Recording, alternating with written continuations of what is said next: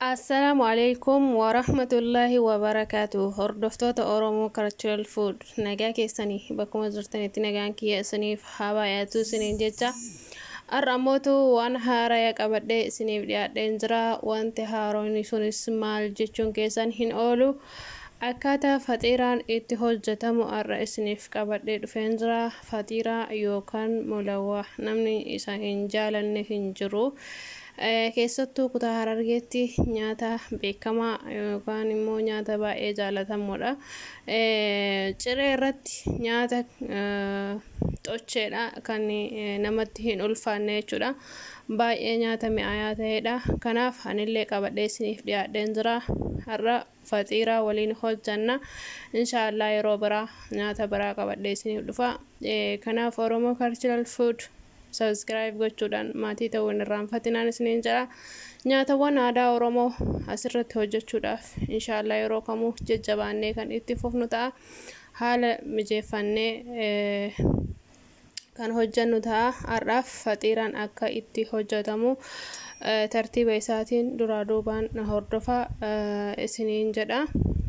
Tokkoffaratti faxiiraa hojjechuuf wantoonni nu barbaachisan aanan kubbayaa tokko, soogidda, zayitii walakkaa kubbayaa fi akkasuma zabaadii yookaan immootu yoogiraatii. Zabaadii warri hin beekne jirtanii afaan Arabiffaatiin afaan Ingiliffaan yoogiraatii jedhamti. Kanaaf wantoota akkasii kanneen nu barbaachisa jechuudha.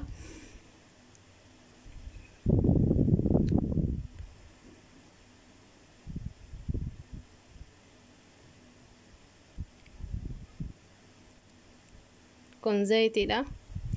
Kun immoo soogidda.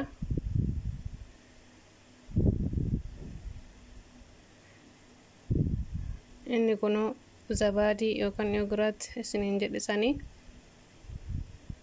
Isa kubbayaa tokko itti naqna. Achi booda aanan itti goona.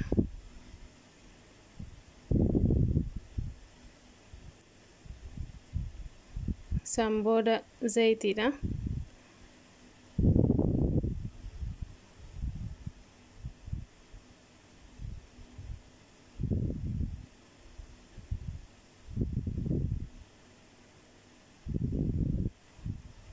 Kana booda soogidda walakkaa maankaadha yookaan walakkaa fal'aana itti gootu.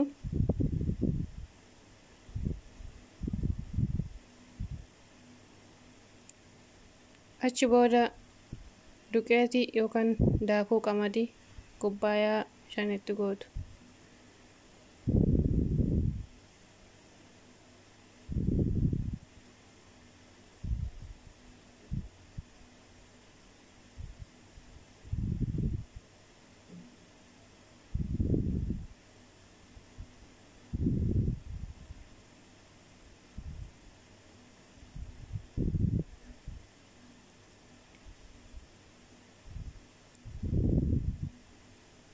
Lama,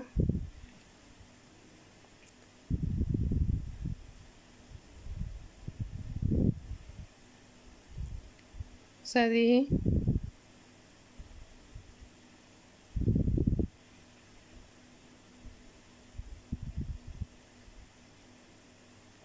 afuri,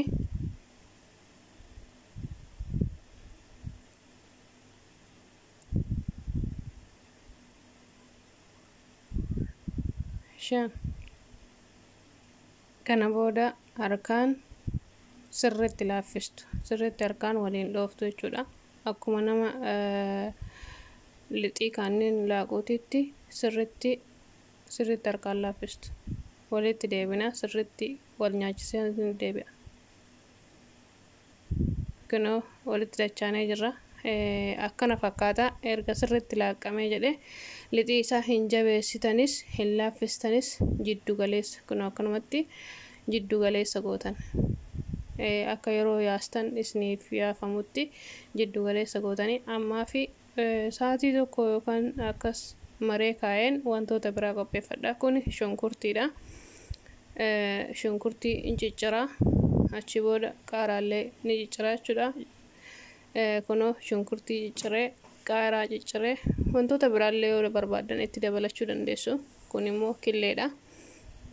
Shunkurtii killee fi qaaraa walitti makee waliin dha jechuudha.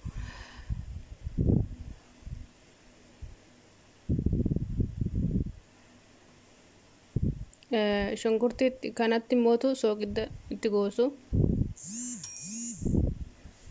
Soogidda erga itti gootanii booda filfil aswad waan jedhamu yookaan immoo barbaree isa gurraacha kana itti gootu. Achi booda sirriitti akkanatti waliin dhooftu. Kana booda lixii laaqamee ture sanii inni kukkuttu jechuudha. Kukkuttanii lafa kaa'attu. Akka yaasuudhaaf isiniif mijatutti kukkuttanii lafa keettu. Achi booda ni yaastu jechuudha.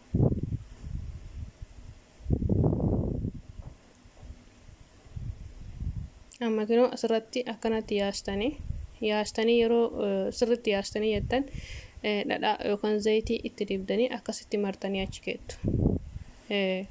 Yoo barbaadan dhadhaallee itti dibuu dandeettu, yoo barbaadan zayitiillee itti dibuu dandeettu. Akkasii itti dibdanii gamanaallee walitti as martanii achis walitti as deebistanii akkasitti gootu. Kana booda kunoo maxabashaan ho'ee jira. Zayitii itti goonee maxabashaa keessatti hojjanna kinoo akkanatti. Wayyee kunoo dura akkanatti bilcheessitu.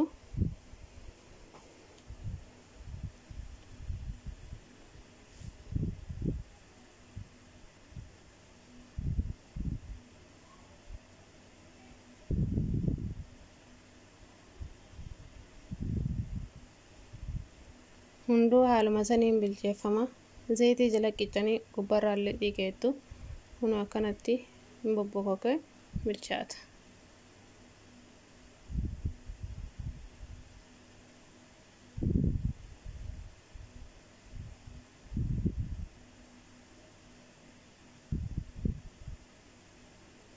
Itti gaggaragalchaa gootu. Kun xiqqoo nama xabashaan kan inni itti hojjedhu kun waan kafiifateef na jalaa bubbutuu yaale ibidda jala xiqqeessitaniitu waan akkasumatti hojjettu.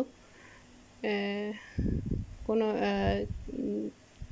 kan dura baxabbaxee ture san jechuudha. Killee shunkurtii fi hoomaamosa waliin baxabbaxee isa jalatti naqeetiin fidee qixxaa bilchaatee jiru san gubbarra kaa'a jechuudha. Kun akkanatti walitti qabata. Sirriitti itti qaqqabdanii sirriitti akka bilchaatu gootan. Zayitii jala qicuu booda killeetti naqxu achi booda daftanii qixxaa irra keettu akka walitti qabatutti. Achi booda gubbaarraan immoo sirriitti itti gadi qaqqabdu. Killeen illee akka bilchaatutti akka qixxaatti illee maxxanutti jechuudha. Haala kanaani sirriitti bilchaataa obsitanii eedu. Haala kanaan hojjetama jechuudha faxiiraan. Egaa amma kinoo hojjannee xumurree nyaachuudhaaf qophoofnee jirra. Kan barbaade shaayii, kan barbaade hooma barbaade itti godhuu dandeessanii. Ani immoo shaayii aannan dhaabne cireedhaaf qopheeffannee jirra. Kunoo sirriitti bilchaatee jira. Ibidda jala xiqqeessitaniituma itti obsitu killeen akka bilchaatutti. Amma kunoo kuni gara duubaatiini. Kun immoo gara killee qabuun jechuudha. Kunoo bilchaate baay'ee mi'aayaa. Nyaata baay'ee yeroo nyaannu namatti toludha. Kunoo shaayii haala kanaan danfifanne. Kubbaayaan itti dhuynu immoo Jawaar Baqqalaa Aacee fa'aa qaba. Asumaanuu hayyoota keenyallee yaadachuun akka hin daganne isiniin jedha.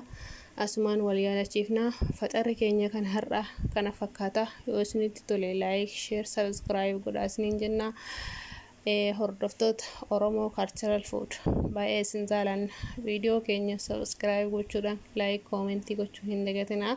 Nu jajjabeessaa isiniin jenna. Oromoo wal malee maal qabna isiniin jecha hanga yeroo biraa walitti deebinutti nagaan naaf tura.